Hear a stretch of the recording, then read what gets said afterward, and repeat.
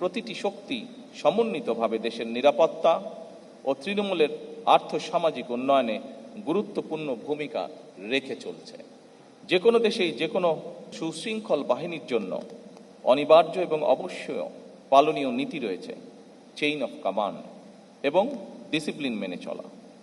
এই দুটি বিষয়ে সামান্যতম অবহেলা পরিলক্ষিত হলেও কোনো একটি বাহিনী সুশৃঙ্খল বাহিনী হয়ে উঠতে পারে না।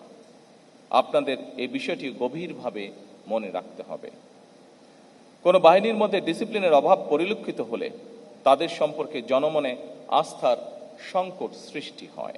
এ বিষয়ে অবশ্যই আমাদের খেয়াল রাখা অত্যন্ত জরুরি। আনসার ও ভিটিপির 4টি প্রধান স্তম্ভ, ব্যাটালিয়ন আনসার, অঙ্গীভূত আনসার, থানা বা উপজেলা আনসার এবং ভিডিপি ও টিডিপি, এই প্রতিটি শক্তি সমন্বিতভাবে দেশের নিরাপত্তা ও তৃণমূলের আর্থসামাজিক উন্নয়নে গুরুত্বপূর্ণ ভূমিকা রেখে চলছে। আমি মনে করি এই কাঠামোই বাহিনীটিকে কেন্দ্রীয় এবং তৃণমূল ভিত্তিক শক্তি হিসাবে প্রতিষ্ঠিত করেছে। বর্তমানে 47টি আনসার ব্যাটালিয়নের মধ্যে 16টি পার্বত্য চট্টগ্রামের বিভিন্ন অঞ্চলে নিয়োজিত।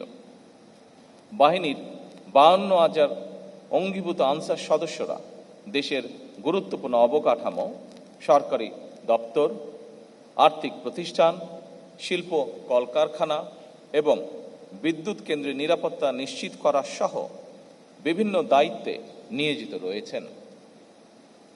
এই বাহিনীর 13,000-এরও বেশি হিল আনসার ও হিল ভিটিপি সদস্যরা বিভিন্ন জাতিগোষ্ঠীর মধ্যে আস্থা ও সম্প্রীতি জোরদারে সক্রিয় ভূমিকা পালন করছেন।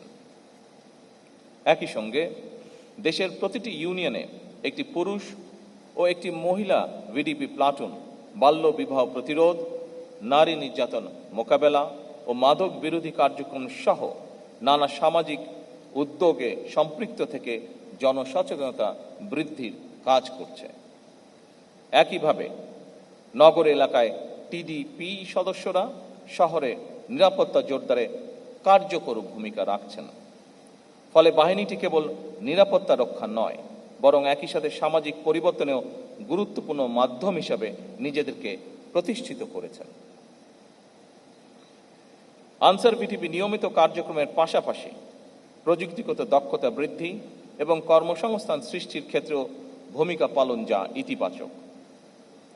সঞ্জীবন প্রকল্পের মাধ্যমে গ্রামভিত্তিক উদ্যোক্তা সৃষ্টি, আনসার ভিটিপি উন্নয়ন ব্যাংক এবং ওয়েলফেয়ার ট্রাস্টের মাধ্যমে জামানতবিহীন ঋণ সহায়তা প্রদান এবং কারিগরি ও ফ্রিল্যান্সিং প্রশিক্ষণের মাধ্যমে কর্মসংস্থানের সুযোগ ঘটছে।